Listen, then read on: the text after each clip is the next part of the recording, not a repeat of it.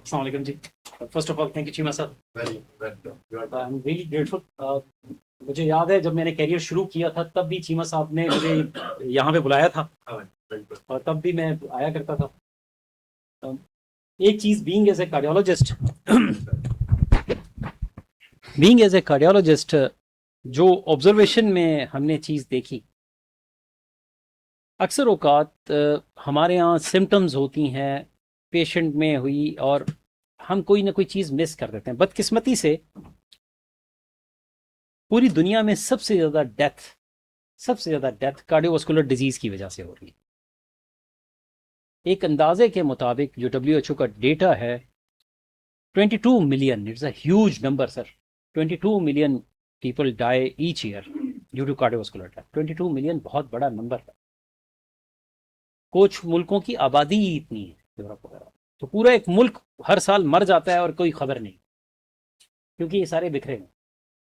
पाकिस्तान में एक अंदाजे के मुताबिक जो पब्लिश डेटा है, 800 से 1000 लोगों की डेथ रोजाना कार्डियोवास्कुलर डिजीज से। ये तो नंबर है, हम कितने बचा पाते हैं हम नहीं बता सकते। आपने अक्सर सुना होगा कि जी वो दर्द हो रहा था, मैदे में जलन हो रही थी, 2-3 दिन हो गए म्यूकेन पीते रहे थे, सडनली कोलैप्स होते हैं। हमारे एक साइकेट्रिस्ट, वेल नोन लाहौर के साइकेट्रिस्ट, जब मैं PIC में था, 3 दिन से उनको पेन हो रहा था और सडनली जब कोलैप्स हुए तो PIC लाए थे। और हिस्ट्री ये निकली कि वो गेविस्कॉन और म्यूकेन ही पी रहे थे 3 दिन से। यस सर, मैंने ही CPR उनका, मैं था इमरजेंसी में, और उसके बाद ही कुडंट सर्वाइव। हम कभी कभी being as a doctor knowledgeful होते हुए भी अपने बारे में भी इग्नोरेंट हो। जैसे सर ने बड़ी अच्छी बात की कि ECG वक्त पे करवा लेते हैं। ये एक बेहतरीन टूल है जो कि बहुत हद तक 50% तक भी, 50 to 60% तक भी डायग्नोसिस हमें बता देता है इनिशियली।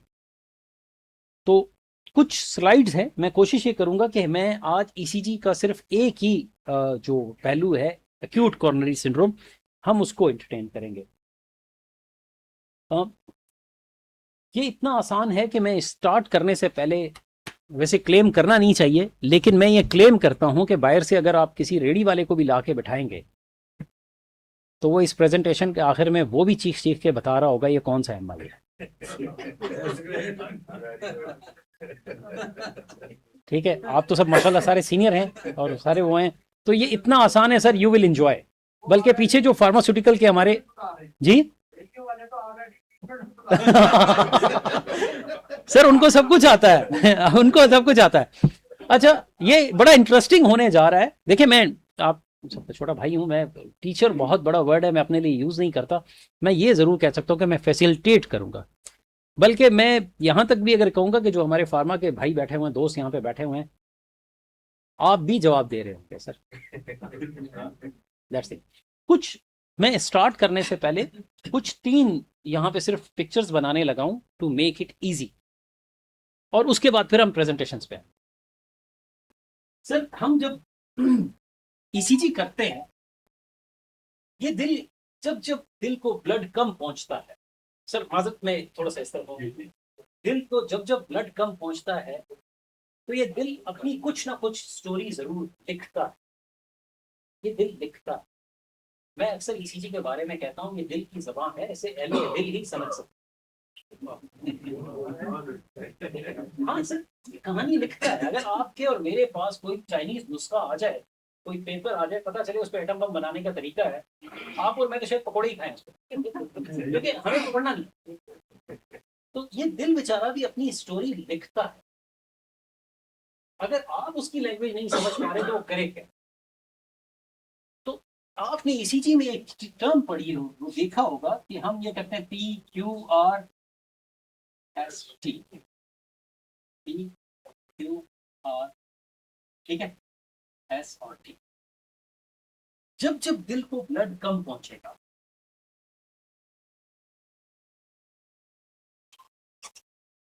ये T वेव इन्वर्जन हो जाता है। इनिशियली T वेव इन्वर्जन हो सकता है कि फर्दर और इस्कीमिया हो। ST डिप्रेशन सर, ठीक है, ST डिप्रेशन। और फर्दर अगर इस्कीमिया हो EQRST एलिवेशन, अगर आप ये देखें तो ये ST एलिवेशन 50% केसेस में इनिशियली सर कुछ दिन तकलीफ सह जाता, वक्त लगता है। इस्कीमिया हो सकता है, मुझे अभी इस्कीमिया स्टार्ट हुआ, मुझे दर्द तो है लेकिन मेरी ECG नॉर्मल। 50% केसेस में इनिशियली ECG नॉर्मल है, तो सिर्फ एक ECG को देख के ये कह देना कि आप बिल्कुल ठीक है, आप घर चले गए। यही वजह है कि हम कहते हैं कि आपने सिम्टम्स है, आपने रिस्क फैक्टर्स है, आप सीरियल ECGs करवाइए हर 15 मिनट आधे घंटे के बाद। इंटरनेशनली रिकमेंडेड 10 से 15 मिनट, लेकिन हम यहाँ पे आधे घंटे, क्योंकि हमारे यहाँ वर्कलोड ज्यादा होता है हॉस्पिटल पर, हम कहते हैं आधे घंटे। लेकिन इनिशियली हो सकता है कि अभी चेस्ट पेन शुरू ही हुआ था, वो पेशेंट यहाँ पे आ, हो सकता है कि 15-20 मिनट 1 घंटा गुजर चुका हो और सिर्फ टी वेव इन्वर्जन हो सकता है कि थोड़ा ज्यादा टाइम गुजरा हो एसटी डिप्रेशन में, उससे ज्यादा टाइम गुजर जाए तो एसटी डिप्रेशन। ये प्रोग्रेशन है। तो 50% केसेस में यूं होती है और 50% केसेस में आपको यूं होती है। नहीं, not necessary, sometimes even pain free होता है पेशेंट, पेन फ्री होता है। आपको डायबिटिक बहुत सारे हमारे इंसिडेंट्स है पेन फ्री है, लेकिन ECG में चेंजेस आ रहा है। समटाइम्स सिर्फ शॉर्ट ऑफ ब्रेथ हो रहा था, समटाइम्स सिर्फ नाजिया फील हो रहा होता है। आपके अगर रिस्क फैक्टर्स हैं और ECG में चेंजेस हैं, आपने ECG से पिक कर लिया, ये आपका क्लिनिकल जजमेंट सिर्फ ECG में। बिल्कुल, वो इंजाइना अगर एफर्ट इंजाइना है, किसी को चलते हुए होता है तो रेस्ट पे नॉर्मल होगी ECG, चलने पे होगी। हम अक्यूट कोरोनरी सिंड्रोम की बात कर रहे हैं, हार्ट अटैक। सर आप कंटिन्यू करें, मेरा हर बाद में हम ऐसा कर रहे हैं हार्ट अटैक। तो पहली पिक्चर ये, आप चाहें तो इसकी पिक्चर ले लें, एक स्लाइड आपकी ये हो जाएगी, तो आप इसकी पिक्चर सेव कर लें। अगली पे हम चलते हैं। वीडियो बन रही है, चलिए ठीक है, चल, thank you, okay. Then next, ये जब हम ECG प्लेस करते हैं, लगाते हैं,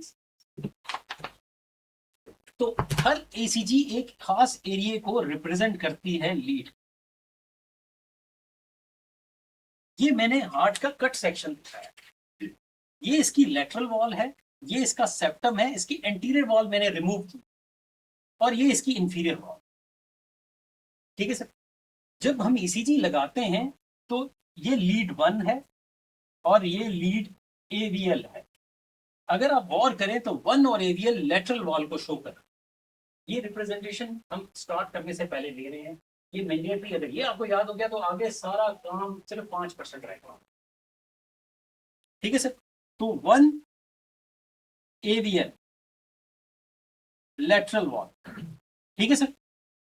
फिर इसी तरह से ये जो नीचे वाली वॉल है, इसको 2-3 AVF इंफीरियर, 2-3 AVF, ये इंफीरियर वॉल। ठीक है सर, इसी तरह से यहां पर V1 V2, V1 और V2 एंटीरियर को शो करते हैं। V1 V2 एंटीरियर सेप्टम को, ये दीवार जितनी मेरी है उतनी इस कमरे की। अगर वो दीवार एंटीरियर वॉल है तो ये सेप्टम का एंटीरियर होगा, क्योंकि दीवार है। तो एंटीरियर सेप्टम को V1 V2, और ये जो मैंने एंटीरियर वॉल उतारी हुई थी ये V3 और V4। तो अगर इसको कंबाइन में करें V1 से V3 और V4, तो हम इसको एंटीरो सेप्टल कहते हैं, एंटीरो सेप्टल। ये वाले जो हिस्सा रह गया, ये V5 और V6 है, लोअर लेटरल। अपर लेटरल हुआ 1 AVL, लोअर लेटरल हुआ V5 V6। तो अब हम लास्ट जो पेज पे करने लगे हैं, फिर से 2-3 AVF इंफीरियर वॉल। ठीक है सर, V1 से V4 तक एंटीरो सेप्टल वॉल। ठीक है sir, V5 V6 lower lateral और 1 AVL अपर लेटरल। तो ये 3 बन गए सर। बस सिर्फ आपने ये 3 अगर याद रख लें और इसी को हम थोड़ा सा रिवाइज करना चाहेंगे और उसके बाद हम प्रेजेंटेशन शुरू करते हैं अपनी। तो 2-3 AVF किसको रिप्रेजेंट करते हैं? मैं आपसे रिक्वेस्ट करूंगा सारे पार्टिसिपेट करें। हमारे सीखने का अमल ये है, हम देख के करते हैं और बोल के। जैसे आप बोलते हैं तो ब्रेन याद करता है, हमारा बोलने का सेंटर भी। थोड़ा सा मैं रिक्वेस्ट किया। 2-3 AVF किसको रिप्रेजेंट करते हैं?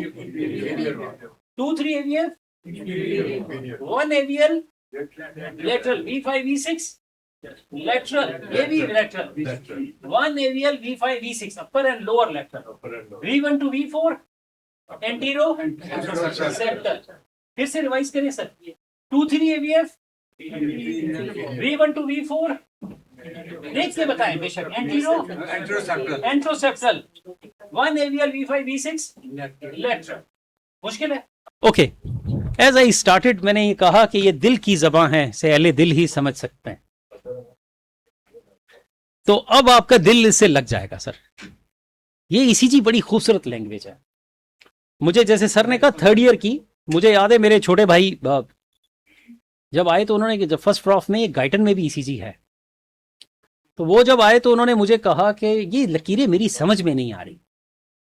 तो यही एग्जांपल मैंने उसे दी थी। मैंने कहा ये दिल की ज़बान है, तुम एक लम्हे को भूल जाओ कि तुम डॉक्टर, और मैं तुम्हें जीरो से समझाता हूं। और अगले 10 मिनट बाद वो डायग्नोसिस बता रहा था। सर ये जो हार्ट टिश्यूज हैं, थोड़ा सा इंट्रोडक्शन और उसके बाद फिर हम ECG की प्रैक्टिस करेंगे। हाँ, ये जो हार्ट के दिल के टिश्यूज हैं, इनमें 2 तरह के मसल्स फाइबर्स हैं।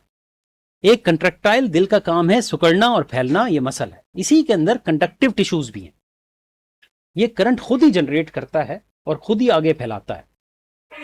इस दिल के अंदर एक कैपेसिटी अपना करंट खुद जनरेट करे, और दिल के अंदर ये भी कैपेसिटी है कि बाहर के करंट को एक्सेप्ट भी करे। यही वजह है कि हम पेसमेकर डालते हैं, यही वजह है कि हम DC कार्डियोवर्जन करते हैं।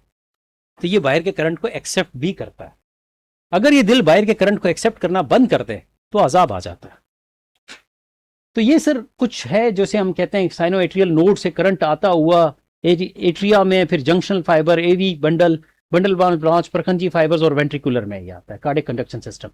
ये कंडक्शन सिस्टम जो ग्रीन में बना हुआ है ये इस तरह है। अगर आप दिल को काट के देखेंगे तो अलहदा नजर नहीं आता। ये हम सिर्फ करंट से ही इसको पिक करते हैं, अदरवाइज ये एक इसका कंडक्शन सिस्टम है।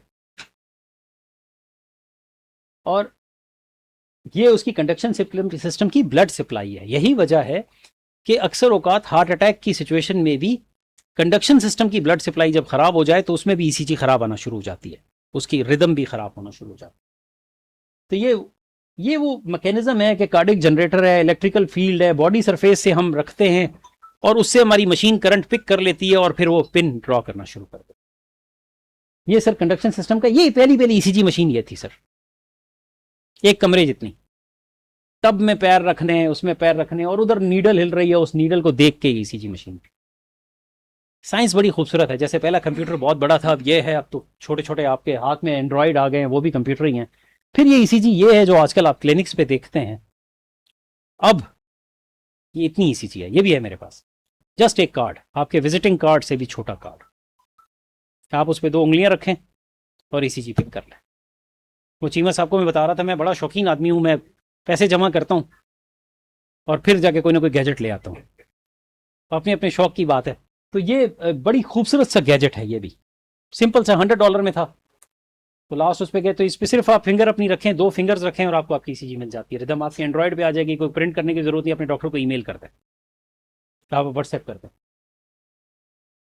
ये ECG का एंथोवेंस ट्राइंगल हम जो लीड प्लेस करते हैं उसकी है, जैसे लीड प्लेस करनी है, ठीक है। ये हम अक्सर ये एंथोवेंस ट्राइंगल को ये उसी लीड से हम ड्राइव करते हैं। ये कुछ उसकी एंगल्स हैं जो आगे एक्सेस वगैरह में कभी काम आते हैं, कुछ उसी वेरी सिंपल, बहुत ही सिंपल पिक्चर।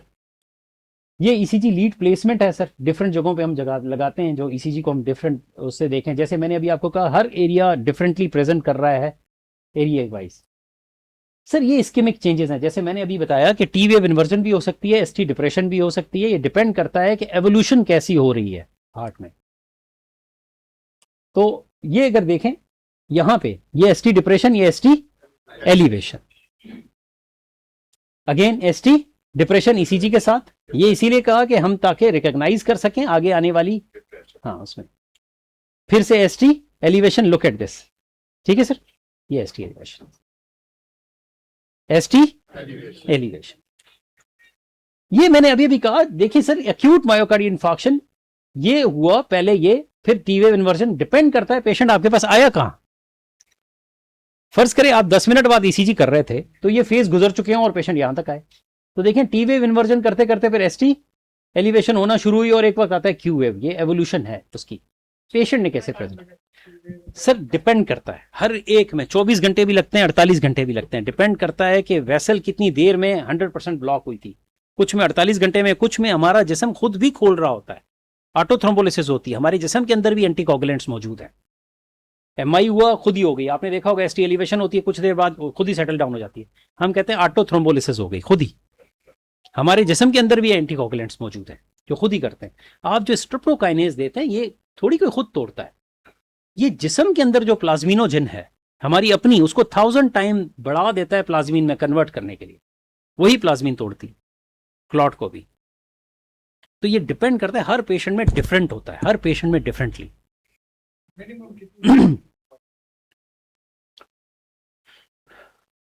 48 आवर्स भी आप कह सकते हैं, इवन 72 आवर्स तक भी। अगर ऑनगोइंग चेस्ट पेन है तो हम क्यू वेव से पहले इवन प्लास्टिक कर देते हैं, अगर वो सेटल डाउन हो गई तो फिर नहीं करते। जी बिल्कुल, क्यू वेव अगर ओल्ड इन्फार्क्ट हो गया तो वो शो करती रहेगी। जी बिल्कुल बिल्कुल बिल्कुल बिल्कुल ऐसे, जी बिल्कुल बिल्कुल आ सकती है। अच्छा सर, ये अगर आप देखें जो मैंने अभी अभी कहा कि लेटरल साइड है, ये सर्कमफ्लेक्स आर्टरी लेटरल साइड पे, ये देखें ये लेटरल साइड है और ये एलईडी नीचे की तरफ आ रही है V1 to V4, नजर आई सर आपको एंटीरियर, ऐसे ही है, ये लेटरल है, वन एवियल है ना सर, ये देखें लेटरल ऊपर का हिस्सा वन एवियल और V1 to V4 ये एंटीरियर एंट्रोसेप्टल। अच्छा ये कुछ लीड्स की प्लेसमेंट वही जो हमने आसान करके पढ़ा था उसी का चार्ट है, ये आगे लीड की प्लेसमेंट है। Let's check the ECG. अब हम स्टार्ट करते हैं सर, ये हम कर चुके हैं। जब भी आप ईसीजी देखें, चाहे वो सिंगल लीड ईसीजी हो, आप यूं पकड़ के यूं करें, या इस तरह की 12 लीड हो, 6 लीड हो, ये डिफरेंट ईसीजी मशीन्स के अंदर होती है। बड़ा पेपर A4 साइज का पेपर भी निकल आता है। इस पे आप देखें तो आपने हमेशा स्टार्ट करना है, अभी अभी जैसे मैंने बताया 1 AVL पहले पहले देख लें, 1 AVL पहले पहले देखें ताकि लेटरल आउट हो जाए, फिर 2-3 AVF देख लें ताकि इंफीरियर आउट हो जाए, फिर आप V1 to V4 और V5 V6 देख लें। इजी हो गया सर। तो अगर आप गौर करें वही है 1 AVL लेटरल, ऐसे ही सर, ठीक है, इंफीरियर 2-3 AVF एंट्रोसेप्टल और फिर ये V5 V6 लेटरल। तो यहां पे अगर आप गौर करें सर 1 AVL में क्या नजर आता है,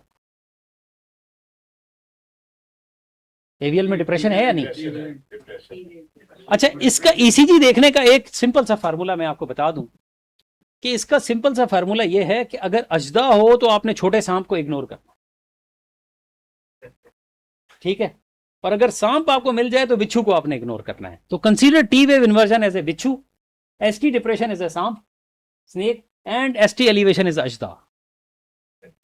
अगर एसटी एलिवेशन मिल गया तो एसटी डिप्रेशन को आप इग्नोर करें फिल वक्त के समझने के लिए, आप उसको फिर इग्नोर करें। अगर एसटी एलिवेशन नहीं है तो एसटी डिप्रेशन सिग्निफिकेंट है, अगर फर्ज करें ये नहीं है तो फिर टी वेव इन्वर्जन भी सिग्निफिकेंट है। अगर आपको एसटी एलिवेशन मिल गई तो एसटी एलिवेशन पे ध्यान पहले दें, फिर बाकियों को आप फिलहाल इग्नोर करें। तो लुक एट दिस, आपको 1 AVL में एसटी डिप्रेशन मिलता है, नो डाउट स्कीमिया है, लेकिन 2-3 AVF में क्या है, एलिवेशन। तो इसका मतलब इंफीरियर वॉल MI हुआ है। फिर हम जाते हैं V1, V2, V3, V4, अगर आप देखें तो इसमें कोई इतनी सिग्निफिकेंट चेंज नहीं है, थोड़ी सी यहां पे एसटी डिप्रेशन है, तो मैंने कहा वो सांप को इग्नोर कर दें। तो इसका मतलब अजदा कौन हुआ, एसटी एलिवेशन जो कि इंफीरियर वॉल में। तो ये क्या हुआ सर, इंफीरियर वॉल MI। फिर सर आ जाएं इस ईसीजी पे, 1 AVL में क्या है, एसटी एलिवेशन, तो इसका मतलब लेटरल वॉल MI तो है, ऐसे ही है सर। फिर 2-3 AVF में आए तो एसटी डिप्रेशन है।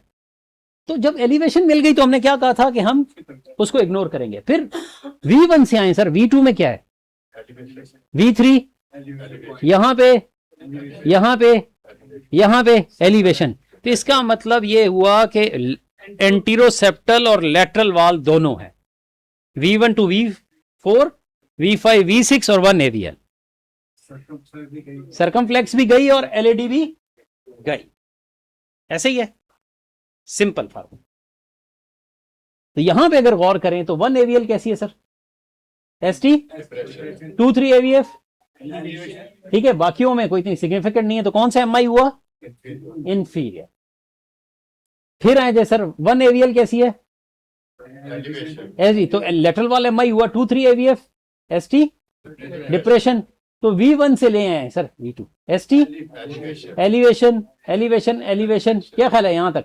तो ये V5 V6 में नहीं है, यहां पे है, तो यहां लेटरल भी हुआ और एंटीरियर भी हुआ, ऐसे ही है सर, एंट्रोलेटरल। फिर से 2-3 1 AVL कैसा है? एलिवेशन, तो लेटरल वाले MI 2-3 AVF, ST डिप्रेशन। फिर यहां पे आए सर एलिवेशन एलिवेशन एलिवेशन, उसी तरह ही, तो ठीक है, लेटरल एंड एंट्रोलेटरल वाले MI हम इसको कहते हैं। फिर से सर 1 AVL कैसा है? डिप्रेशन। 2-3 AVF में क्या है? एलिवेशन। यहां पे आए फिर V1 में क्या है? एलिवेशन। क्या ख्याल है सर, है नहीं? तो इंफीरियर और एंटीरियर दोनों में है, दोनों में है, ठीक। फिर से आए sir 1 AVL ST depression, 2-3 AVF 2-3 AVF elevation, ऐसे ही है क्या? फिर यहां देखें, यहां पे डिप्रेशन, तो कौन सा MI हुआ? Inferior wall MI। अच्छा सर, अब हम थोड़ा सा इंटरेस्टिंग बनाने लगे हैं। हाँ,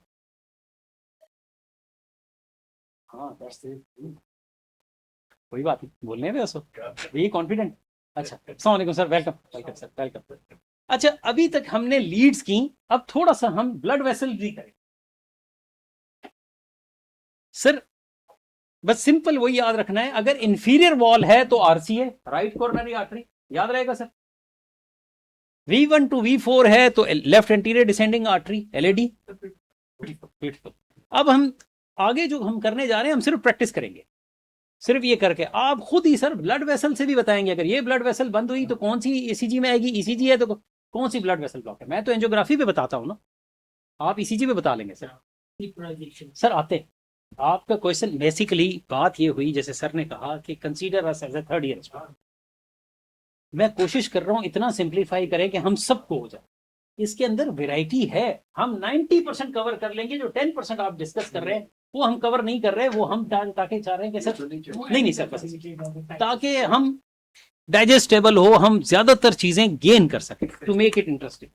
अच्छा सर, हम बात कर रहे हैं, हमने अभी अभी बात की, ये जो नीचे का पार्ट था, हमने कहा ये 2-3 AVF, तो ये राइट कॉर्नरी आर्टरी इसको सप्लाई करती है, ठीक है सर, RCA जी, RCA। जो एंटीरियर वॉल है V1 to V4, ये लेफ्ट एंटीरियर डिसेंडिंग आर्टरी करती है, LAD, और जो सर्कमफ्लेक्स है ये लेटरल वॉल को करती है, LCX, ठीक है सर। हम फिर से इसको आसान बना लेते हैं, फाइनल एक चार्ट बना के, अभी आपको याद हो जाएगा। हमने कहा था 2-3 AVF इंफीरियर वॉल, तो ब्लड वेसल कौन सी हुई? राइट कॉर्नरी आर्टरी, ठीक है सर।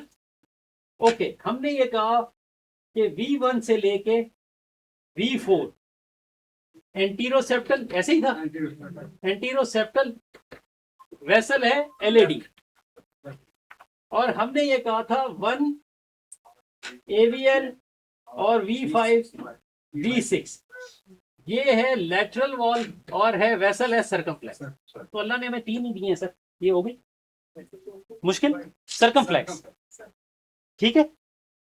ओके, सबसे कॉमन कौन सी है जिसमें ज्यादा? Right anterior, left anterior sir ये डिफरेंट सेंटर्स में डिफरेंट है। अच्छा, हाँ, आपको स्टडीज में मिलेंगी, most of the time LAD left anterior से, मोस्ट ऑफ द टाइम, खतरनाक भी ज्यादातर यही है, लेकिन जान कोई भी ले सकती है सर। तो इस पिक्चर को भी अगर आप गौर से देखें सर, ये सर्कमफ्लेक्स आर्टरी है, तो ये देखिए लेटरल वॉल MI है 1 AVL है कि नहीं, अपर लेफ्ट, ये लेफ्ट एंटीरियर डिसेंडिंग आर्टरी है। तो अगर आप इसको देखेंगे anterior wall MI एंट्रोसेप्टल V1 to V4, ठीक है सर, यही थी। थोड़ा सा हम रिवाइज करते हैं और इसके बाद आप अगली इसी चीज में खुद डायग्नोसिस बता रहे हैं। तो सर 2-3 AVF किसको रिप्रेजेंट करते हैं? तो कौन सी आर्टरी है? Right coronary artery. 1 AVL किसको रिप्रेजेंट करते हैं? लेटरल को कौन सी आर्टरी है? Circumflex artery. सर पार्टिसिपेट करें जितना, ये मेरा आपसे वादा है, जब आप इस रूम से बाहर कदम रखें ना, जस्ट आस्क योर सेल्फ, आज अगर मेरे पास नया कुछ है तो फायदेमंद है, अदरवाइज ये 1 घंटा जाया। 60 मिनट सर, एक मिनट में दिल जो है ना 60 से 100 मरतबा धड़कता है। मैं अपनी एक धड़कन भी किसी को ना दूं, तो मैं आपकी धड़कनें 60 मिनट की ले रहा हूं सर। तो आप अपनी धड़कनों की कदर कर लें। और जस्ट ये कि यहां से जब बाहर कदम रखें तो कि एक ऐसी स्किल आपके हाथ में हो जो जिंदगी भर ना जाए। ये मेरा आपसे वादा है, आपको याद हो जाएगा। ओके सर, फिर से 2-3 AVF किसको रिप्रेजेंट करते हैं? Inferior wall. कौन सी वेसल इन्वॉल्व होगी? Right coronary artery. 1 AVL किसको रिप्रेजेंट करते हैं? कौन सी आर्टरी ब्लॉक होगी? V1 to V4 anterior wall. कौन सी artery? Left anterior descending artery. क्या बात है सर, आगे इसी चीज में आप खुद ही बताते जाएंगे सर। ओके, तो इस ECG को देखें। 1 AVL कैसी है sir? ST depression. 2-3 AVF 2-3 AVF तो कौन सी आर्टरी ब्लॉक है सर? हाँ, right coronary artery sir, right coronary artery. यहां पे मेरा क्वेश्चन है फिर से, कौन सी आर्टरी ब्लॉक होगी? सर वो थोड़ा सा देर हो गई, आप हम प्रेजेंट कर चुके हैं सर। अच्छा, थोड़ी सी देर हो गई जी सर। 2-3 AVF में है तो कौन सा MI हुआ? Inferior wall. कौन सी वेसल होगी? Right corner. अस्सलाम वालेकुम सर, वेलकम वेलकम। अच्छा ओके, अब सर 1 AVL कैसी है? ठीक है, इमर्जन है, कोई नथिंग है। 2-3 AVF में भी कोई सिग्निफिकेंट चेंज नहीं है। V1 कैसी है? V1-2 अगर आप गौर करें तो इवन V5 तक, V6 तक ST elevation. V1 to V4 तो हमने कहा था सर LED है। बिल्कुल एग्रीड। अक्सर औकात यही LED यूं घूम के पीछे जाती है, V5 V6 को भी देती है। अगर आप ये देखेंगे तो ये लेटरल के साथ आती है। अच्छा, इसको गौर से देखें। 1 AVL कैसी है सर? ST एलिवेशन है, गौर करें सर, ST एलिवेशन तो लेटरल हुआ। 2-3 AVF कैसी है? डिप्रेशन। फिर V1 to V5 V6 तक देखें, एलिवेशन। तो क्या हुआ sir? Antero lateral wall MI हुआ। लेटरल भी है, एंटीरो लेटरल भी है। तो कौन सी वेसल इन्वॉल्व हुई? LED और सर्कमफ्लेक्स। एक बात याद रखिएगा, इस एक पिक्चर में हमने एक चीज देखी थी, इस ब्लड वेसल में ये सर्कमफ्लेक्स और LED एक वेसल से निकलते हैं, लेफ्ट मेन से। अगर लेफ्ट मेन ब्लॉक हो जाए तो दोनों में ECG में चेंजेस आ जाए। ये है सर विडो मेकर, बेवा बनाने वाला। तो हम जब स्टूडेंट थे हम पूछते थे, चलो खातून तो बेवा बन जाएगी, मर्द क्या बनेगा?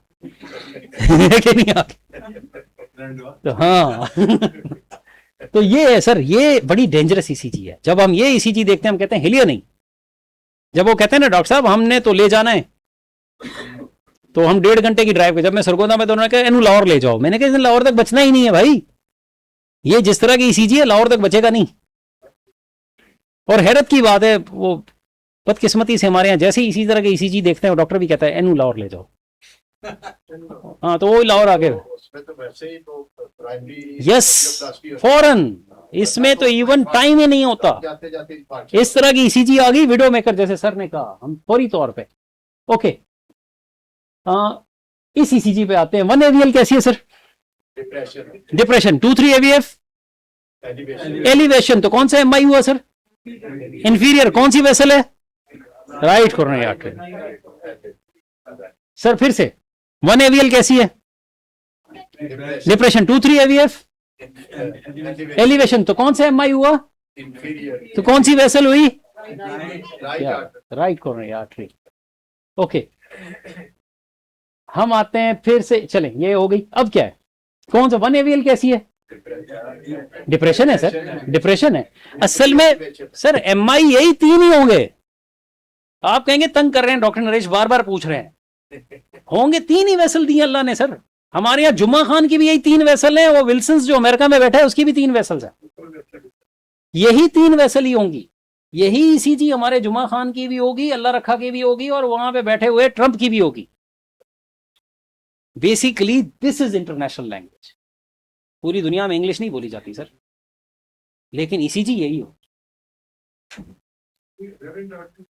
सर आते हैं वो 10%, हमने 90% आज हम कवर कर लें, लास्ट हम पोर्शन उसी पे करेंगे। हम सिर्फ प्रैक्टिस इसलिए करवा रहे हैं, मैंने ये कहा था कि 5 मिनट सिर्फ हम पढ़ेंगे, बाकी सारी हम इतनी प्रैक्टिस करेंगे कि हमारे जहन में छप जाए, और आखिर में आप तंग आ जाएंगे, बस कर दो हमें आ गया है।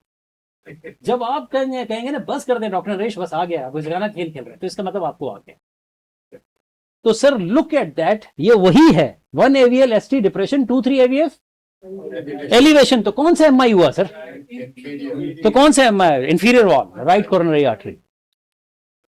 ओके, फिर से असल में ये उसकी वैरायटी है, डिफरेंट ईसीजीज है उसी में। ये देखें वही 2-3 AVF इंफीरियर, लेकिन ये कंप्लीट हार्ट ब्लॉक के साथ। अब आ जाए सर 1 AVL कैसी है? नॉर्मल। 2-3 AVF में कोई सिग्निफिकेंट चेंज नहीं है, लेकिन V12 V4 में क्या है? तो कौन सी वेसल ब्लॉक हुई? और लेफ्ट एंटीरियर डिसेंडिंग। सर फिर से 1 AVL कैसी है? एलिवेशन। 2-3 AVF में कोई सिग्निफिकेंट एसटी डिप्रेशन है। फिर यहां पे क्या है सर? V12 V5 V6 में एसटी एलिवेशन, तो कौन सा हुआ? Anterolateral wall MI, widow maker sir. ठीक है, फिर क्या है सर? 1 AVL एलिवेशन, 2-3 AVF में एसटी डिप्रेशन, और फिर यहां पे आ जाएं, देखें यहां पे कोई सिग्निफिकेंट नहीं है, तो ये लेटरल वॉल एमआई है, प्योर लेटरल वॉल एमआई। तो कौन सी वेसल बंद हुई? Circumflex sir, circumflex. फिर आ जाए 1 AVL ST elevation, 2-3 AVF ST depression. तो अगर बाकियों में देखें एसटी एलिवेशन यहां पे आ रही है, ठीक है ना? ठीक है, तो यहां पे अगर आप देखें ये उसी की वैरायटी है, रिपीटेशन है 2-3 AVF। अब एमआई है ही यही, तो हम करें क्या? लोग कहते थे मुश्किल है, आप तो ब्लड वेसल बता रहे हैं सर।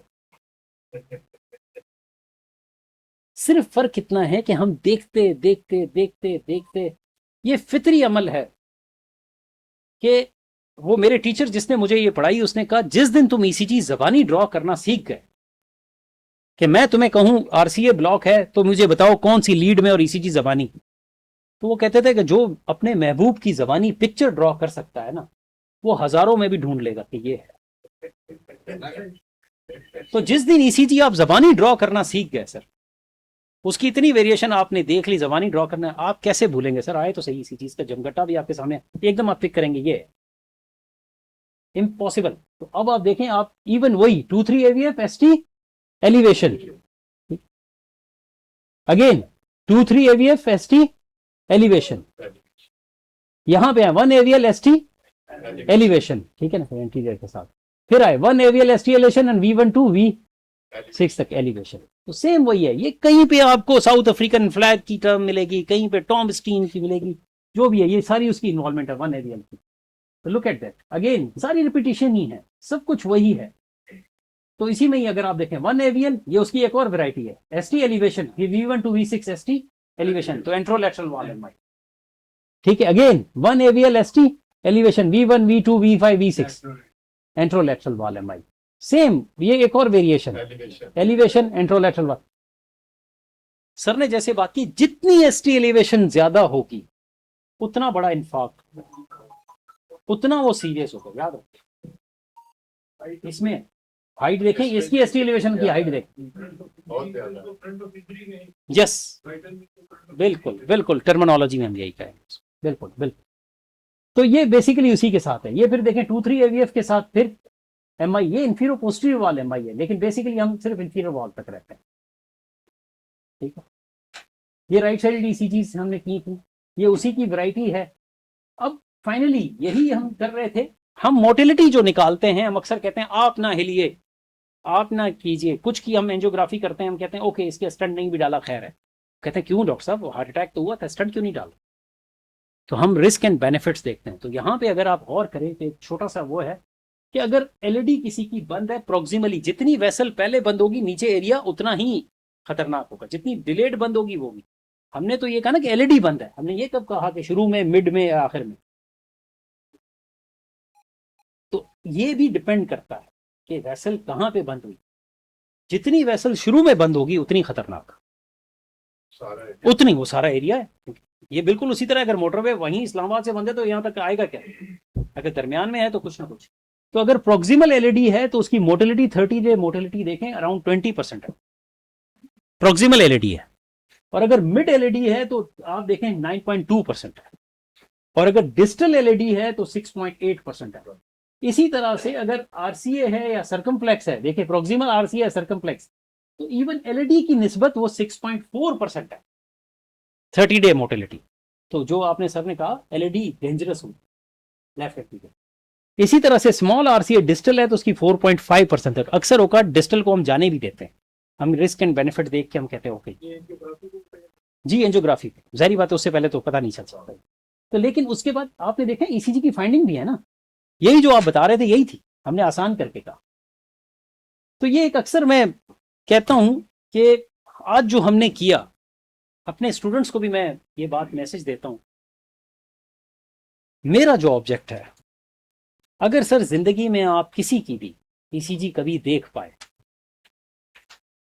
और आपकी उस इन्वॉल्वमेंट की वजह से उसका सही इलाज हो पाया और उसकी जान बच गई, मुझे नहीं पता होगा, तो मैं ये समझूंगा कि मेरा कार्डियोलॉजिस्ट बनने का मकसद कामयाब।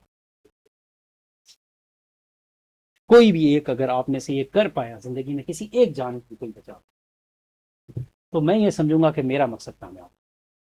जिसने कोई एक जान बचाई, तो ये बहुत बड़ा टूल है, हम इसको यूज कर सकते हैं। लास्ट एक फाइनल करके और उसके बाद हम खत्म करने लगे हैं। सिर्फ एक फाइनल रिवीजन, 2-3 AVF किसको रिप्रेजेंट करते हैं सर? कौन सी वेसल ब्लॉक होगी? Right coronary artery. V1 to V4 किसको रिप्रेजेंट करते हैं? एंटीरियर को। कौन सी वेसल ब्लॉक होगी? LAD। 1 AVL V5 V6 किसको रिप्रेजेंट करते हैं? लेटरल को। कौन सी वेसल ब्लॉक होगी? सर अपने लिए तालियां बजा लें प्लीज। ओ ना सर, मैं छोटा सा, थैंक यू जी। अब हमारे पास previous ECG available नहीं है and patient has got LVP in ECG. How to differentiate LVP from acute hepatic? उसको सगार-बोसा क्राइटेरिया हम कहते हैं। वो एक सर्टेन क्राइटेरिया है सगार-बोसा जिसको कहते हैं। ये एक क्राइटेरिया जिसमें अगर पुरानी LVB हो तो हम कैसे पहचाने नया है। यूजली हम स्टूडेंट्स को या जूनियर को हम ये कहते हैं प्लीज आप खुद कुछ ना करें, अपना फैसला ना करें, आप किसी सीनियर को इन्वॉल्व करें। अगर इस तरह हो कभी LVB मिले और चेस्ट पेन हो तो फौरन याद रखिएगा, अक्यूट में किसी को चेस्ट पेन है और LVB है, फौरन उसे शिफ्ट करें प्राइमरी PCI के लिए, क्योंकि ये पेशेंट की प्रोक्सिमल LAD बंद होती है यूजली। अगर पुराना LVB है तो एक कार्डियोलॉजिस्ट को डिसाइड करने दें कि ये पुरानी थी या नहीं थी। ये एक सर्टेन क्राइटेरिया जो हम यूज करते हैं। इस क्राइटेरिया की एक सेंसिटिविटी और स्पेसिफिसिटी भी है, तो ये हम उसके लिए इस्तेमाल करते हैं, नया है पुराना है। लेकिन अगर आपको नहीं पता तो टेक इट सीरियसली और उसको फौरी तौर पर शिफ्ट करें अगर पुरानी ECG नहीं।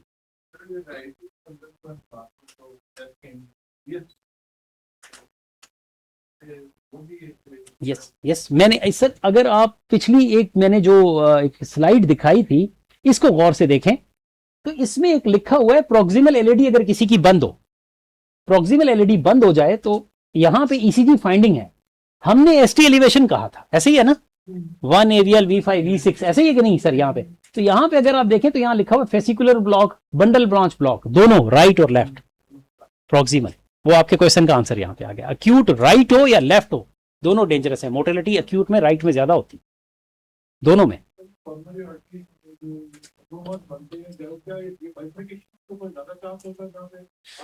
हाँ सर, ये basically wear and tear phenomena है अक्सरों का, जो हाइपरटेंसिव पेशेंट है उनमें। एंडोथेलियल डिसफंक्शन है कहीं पे, not necessary bifurcation, not necessary. आप देखें कोई सीधा सीधा भी बाइफर्केशन के अलावा भी होते हैं। बाइफर्केशन हमारे लिए नाइटमेयर है इंटरवेंशनिस्ट के लिए, क्योंकि हमने दोनों वेसल्स को बचाना है। एक में स्टंट डालें तो दूसरी बंद हो जाए, तो हमें क्या करना पड़ता है, डबल वायर रखनी पड़ती है, डबल बलून लेने पड़ते हैं, शीथ एक एक्स्ट्रा लेनी पड़ती है, दोनों वेसल्स को खोलने में बड़ा टाइम। स्ट्रेट में तो हमें 5 मिनट नहीं लगते हैं, सीधा सीधा जाके स्टंट रखा और निकल आए स्ट्रेट में। वो हमारे बाइफर्केशन हमारे लिए नाइटमेयर है। कहीं पे भी हो सकती है एंडोथेलियल डिसफंक्शन हो, बस इतना याद रखें, कहीं पे भी हो सकती है एंडोथेलियल। हाँ अच्छा, इसकी जो शुरू की हमारी ईसीजीज थी, सॉरी मैं बिगनिंग में जाता हूँ, हमने जो ईसीजी की बात की थी, अच्छा इस पे अगर आप शुरू की ईसीजीज देखें कहीं पे भी, तो जहां पे P Q R S complex जहां खत्म होता है, जैसे आर के बाद ये है, तो ये जंक्शन, ये जो जे पॉइंट होता है, ये हम इसको ईसीजी की टर्म में करते हैं, ये जे पॉइंट है। जे पॉइंट की एलिवेशन, तो इसके अपने डिफरेंशियल भी हैं, अक्सर औकात ये नॉर्मल भी होती है। ये पॉइंट इस लाइन का कितना ऊपर हो तो हम इसको कहेंगे ये सर बेस लाइन जो चल रही है। हाँ, बेस लाइन सर, ये मेल और फीमेल में डिफरेंट है। आप अपने लिए सिंप्लीफाई ये कर लें आसानी के लिए, अगर किसी का 1 मिलीमीटर से ज्यादा है, 1 स्मॉल स्क्वायर से ज्यादा है, तो ये सिग्निफिकेंट है। बस ये बात याद रखें। हाँ, 1 स्मॉल स्क्वायर से ज्यादा है तो बस आसान बना लें इसको सिग्निफिकेंट, ताकि ये कंफ्यूजन ही ना रहे, मेल में कितना था, फीमेल में कितना था, एज कितनी थी। नो डाउट इसकी सेंसिटिविटी है, लेकिन अगर किसी का 1 मिलीमीटर यानी कि 1 स्मॉल स्क्वायर 1 मिलीमीटर का होता है, अगर इससे ज्यादा है तो ये सिग्निफिकेंट है। ये पॉइंट की significance क्या है? यही है ना जे पॉइंट, एसटी एलिवेशन का ये है ना जे पॉइंट, इसका जो junction है, इसको कहते हैं। यही है ना जे पॉइंट, Significance यही तो है। significance क्या है ये पॉइंट? अच्छा, वो फिर थोड़ा सा हम बेसिक्स में चले जाते हैं। बेसिकली जो वेंट्रिकुलर डीपोलराइजेशन है वो P Q R S complex में खत्म हो जाती है, तो ये जहां पे उसके बाद रीपोलराइजेशन स्टार्ट होती है, वहीं पे प्रॉब्लम क्रिएट होता है। जे पॉइंट के बाद ही है ना वो रीपोलराइजेशन में इस्कीमिया में प्रॉब्लम हुआ, जिसकी वजह से एस्टिवेशन आ रहा है। ये चीज Angina और एक partial में discriminate करना है। ये जो हम बता रहे हैं, चले आते WBW सब angina है, सेपरेट कर लेते हैं। हाँ। मैं आता हूँ, Just angina। बिल्कुल बिल्कुल मैं इस पे आता हूँ सर। चूंकि आज हमारा टॉपिक इस्कीमिया है, WBW कंडक्शन एक एबनॉर्मेलिटी अलहदा है, ईसीजी में हमने सिर्फ इस्कीमिया को हमने फोकस किया हुआ, इसलिए, वरना WBW भी अगर आप कहते हैं तो वही मैं करवा देता हूँ। इंजाइना और इसमें आते हैं सर। हमने स्टार्ट, सर ने जो मुझसे रिक्वेस्ट की थी, हमसे सर ने बल्कि हुक्म दिया था मुझे, वो ये था कि हमने अक्यूट कॉर्नरी सिंड्रोम आज कवर करना है, तो इसलिए हमने अक्यूट कॉर्नरी। अब हम आते हैं इंजाइना पे। एक पेशेंट है जिसको सिर्फ एथीरोमा बना हुआ है, 50% उसकी आर्टरी ब्लॉक है, उसकी अक्यूट कॉर्नरी सिंड्रोम नहीं है, एथीरोमा है कंप्लीट, रेस्ट पे वो बिल्कुल ठीक है। वो कहता है डॉक्टर साहब मैं आराम से चलता हूँ, मुझे कुछ नहीं, जब मैं सीढ़ियां चढ़ता हूँ तो मेरा दबाव महसूस होता है, या जब मैं ज्यादा तेजी से चलना शुरू करूं तो मुझे दबाव महसूस होता है, मुझे सीने में दर्द होता है, जब मैं बैठ जाता हूं तो ठीक हो जाता हूं, या मैं जब जबान के नीचे गोली रखता हूं तो मैं ठीक हो जाता हूं। इट मीन्स कि उनको एफर्ट इंजाइना है, that is called effort angina. Unstable angina और चीज है जी, जी बिल्कुल, स्टेबल इंजाइना भी इसको कहा जाता है। अब हम Physical exertion तो इस तरह होगा। जी Physical exertion हाँ, कोई भी। इसकी डिफरेंट टाइप्स हैं। मोस्टली ये एफर्ट इंजाइना, जिसको स्टेबल इंजाइना, अब इसको क्रोनिक कोरोनरी सिंड्रोम कहा जाता है, हमारी स्टेबल इंजाइना कहा जाता है। अक्सर औकात ये नाइटमेयर में भी हो जाता है, रात को सोते हुए भी। Mental fitness से नहीं होगा, sir। आ रहा हूँ सर, आ रहा हूँ, उसी पे आ रहा हूँ। मैंने कहा ना ये बड़ा मुश्किल होता है पढ़े लिखे लोगों के तजुर्बाकार लोगों के। आ रहा हूँ सर। मैंने पहला जुमला कहा कि ये एफर्ट पे। दूसरा अक्सर औकात होता है कि आपके जिस्म के अंदर जब आप चलते भी हैं तो कैटाकोलामाइंस ही बढ़ते हैं ना, तो आप अगर रेस्ट पे भी हैं, आपको किसी ने डरा दिया, मेंटल स्ट्रेस है, हद से ज्यादा खुशी भी है, या कोई परेशानी आ गई, आपने मूवीज में अक्सर सुना होगा, खबर सुनी हार्ट अटैक हो गया, ठीक है, आपने अक्सर सुना होगा कि जो उसको बेटे की खबर पहुंची उसको भी हार्ट अटैक हो गया, कि बेटे की डेथ हो गई उसे भी हार्ट अटैक हो गया। वो इतना कैटाकोलामाइन सर्ज होता है कि उन्हें भी एंजाइना हो जाता है, बात है, हार्ट रेट बढ़ जाता है कैटाकोलामाइन सर्ज की वजह से। इवन नाइट, रात को सोते हुए अगर किसी को नाइट में आया उन्हें भी एंजाइना शुरू हो जाता है, दिल पकड़ के बैठ जाते हैं वो। नॉक्टर्नल एंजाइना भी इसको कहते हैं, ड्यूकोपाइटस एंजाइना भी कहते हैं। लेटते हैं तो दर्द होता है, बैठते हैं तो ठीक हो जाता है, उसको ड्यूकोपाइटस, क्योंकि वीनस रिटर्न बढ़ जाता है। तो ये इंजाइना है। इंजाइना में सर प्लाक स्टेबल होता है, इसकी ट्रीटमेंट भी बिल्कुल डिफरेंट है। अक्यूट कॉर्नरी सिंड्रोम की ट्रीटमेंट ये है कि फौरन वेसल खोलनी है, नहीं खोलेंगे तो मरेगा, चांसेस हैं डेथ के, मैंने आपको बताया मोर देन 70%, ठीक है, 70% से कम है। लेकिन अगर क्लॉट फर्ज करे अक्यूट कॉर्नरी सिंड्रोम में बनाए और हमने जल्दी पिक कर लिया तो मैं कहूंगा नहीं जी, मैं तो इसको नहीं खोलने लगा, तो हम एंटीकोगुलेशन देते हैं। स्ट्रेप्टोकाइनेस सर 100% जब वेसल बंद हो ना, एसटी एलिवेशन हो, तब हम देते हैं। जी मैं आ रहा हूं उसी पे। अब हम ये करते हैं कि हमें ये पता है कि क्लॉटिंग कैसे बनती है। जब भी एंडोथेलियम डैमेज हो तो प्लेटलेट पहले अटैच होते हैं, हम शुरू से यही पढ़ते आ रहे हैं स्टूडेंट लाइफ से, प्लेटलेट पहले अटैच होते हैं, और प्लेटलेट अटैच होने के बाद उसके ऊपर क्लॉटिंग फैक्टर एक्टिवेट हो जाता है। तो हम क्या करते हैं, प्लेटलेट को नॉकआउट करने के लिए एस्प्रिन और क्लोप्डोग्रिल हम जो देते हैं। तो इसकी एक डोज है, एस्प्रिन की डोज कम से कम रिकमेंडेड है 300 मिलीग्राम। सर आ रहा हूँ सर, थोड़ा सा मुझे टाइम दे दे, मैं आ रहा हूँ, बड़ा मुश्किल हो रहा है सर आपके साथ करके ना, मैं आ रहा हूँ, जो बच जाएंगे वो आप पूछ लीजिएगा, जो मेरे नॉलेज में मैं जरूर जवाब दूंगा। तो एंटी प्लेटलेट में हम डिस्प्रिन जो है, इसको हम गरीबों का स्ट्रेप्टोकाइनेज भी कहते हैं। ये इतनी क्लासिकल ड्रग है, 300 मिलीग्राम, एक गोली होती है 300 मिलीग्राम की, आम जो गोली जो डिस्प्रिन की, एक लो डोज में ये इफेक्टिव है, हाई डोज में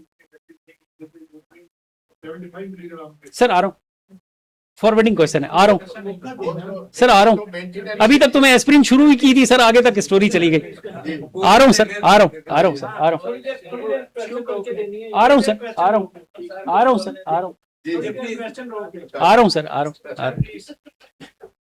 अभी तक तो मैं यही कहने लगा था कि एस्प्रिन गरीबों का स्ट्रेप्टोकाइनेज, आगे आ रहा हूँ सर।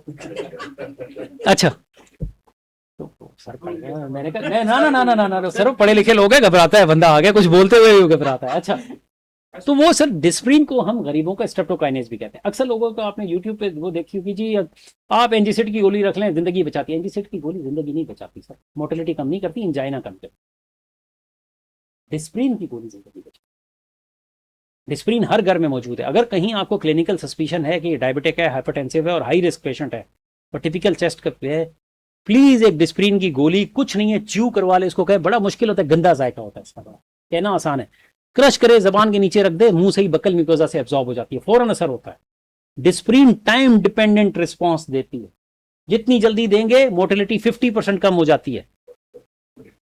क्लोप्डोग्रिल डोज डिपेंडेंट रिस्पॉन्स देती है, 300 मिलीग्राम 4 गोलियां खिलाएंगे, डोज डिपेंडेंट है, वो 1-1.5 घंटे बाद असर करेगी, 2-3 घंटे बाद। डिस्प्रिन उसी वक्त फौरन 30 मिनट के अंदर उसका असर शुरू हो जाता है, मुंह से ही जज्ब हो जाती है। इंटेरिक कोटेड नहीं, लोप्रिन की बात नहीं हो रही सर, वो मेंटेनेंस डोज है, 300 मिलीग्राम आपने दे दी, डिस्प्रिन जिंदगी बचाती है। इस वजह से वो जो मेंटेनेंस है वो 75 to 100 मिलीग्राम पर डे, वो मेंटेनेंस डोज है, ताकि प्लेटलेट को मुसलसल इनहिबिट किया जाए। नहीं सर गलत है, ऐसी कोई बात नहीं, वो मेंटेनेंस डोज है, वो मेंटेनेंस है। अच्छा ये हुई डिस्प्रिन। अब चूंकि अगर अक्यूट कॉर्नरी सिंड्रोम है तो डिस्प्रिन ऑब्जर्व ये किया गया कि डिस्पाइट दैट पूरे प्लेटलेट्स को नॉकआउट नहीं करती थी, तो इस वजह से उसमें एक और पाथवे को ब्लॉक किया जाए, क्योंकि डिस्प्रिन थ्रोम्बोक्सिन A2 को ब्लॉक करती है, उसका एक एडीपी पाथवे भी होता है प्लेटलेट का। तो एडीपी पाथवे जो होते हैं वो क्लोप्डोग्रिल भी है, जो प्लेविक्स के नाम से, लोप्लेट के नाम से, नोक्लोट के नाम से बहुत सारी कंपनी किया, तो वो भी हम 300 मिलीग्राम में देते हैं। अगर उनकी एंजियोप्लास्टी हो तो हम इवन 600 मिलीग्राम में भी जाते हैं जी, 300 मिलीग्राम की बन जाएंगी, और अगर एंजियोप्लास्टी करनी है तो हम 600 मिलीग्राम तक भी जाते हैं, लेकिन 300 तो रिकमेंडेड है, आप कम से कम ये जरूर देंगे, हाई रिस्क। कुछ और भी हैं, अब टिकाग्रिलोर पाकिस्तान में मौजूद है। सर आ रहा हूँ, एंटीकोगुलेशन, वो एंटीकोगुलेशन का है, अभी तक हम एंटी प्लेटलेट पे हैं, वो अगला पार्ट है, अभी तक हम प्लेटलेट पे हैं। कुछ और भी, अभी टिकाग्रिलोर है, मार्केट में आ गई है बहुत सारे नामों से, बहुत ही इफेक्टिव ड्रग है। अगर अक्यूट कॉर्नरी सिंड्रोम है तो 90 मिलीग्राम की 2 टैबलेट हम उसी वक्त खिला देते हैं। सर ये एनप्लेक के नाम से आती है, विराटा के नाम से आती है, ठीक है, हाइटिका के नाम से आती है, बर्लिंटा के नाम से आती है। हाँ तो ये व्यक्ति तो जिनकी एंजियोप्लास्टी अक्यूट कॉर्नरी सिंड्रोम में, इसका बहुत अच्छा रोल। टिकाग्रिलोर 90 मिलीग्राम में जी जी।